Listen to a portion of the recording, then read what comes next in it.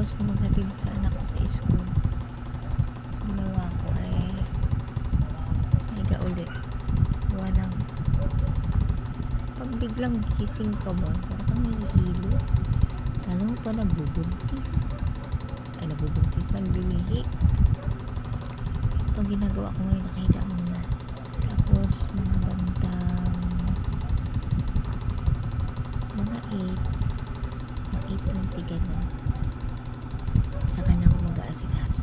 Hugas ng pinggan, magsasaing, maglilinis ng bahay, magpapaligo ng mga junakis, at saka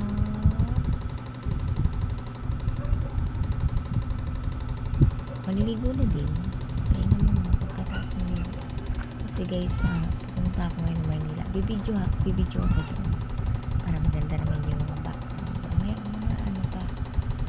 mga siguro mga 10:30 basta ako dito sa bahay. Yun.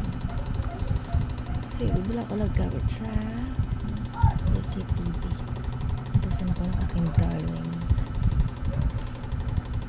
Bumili ng gamit niya doon sa Raon.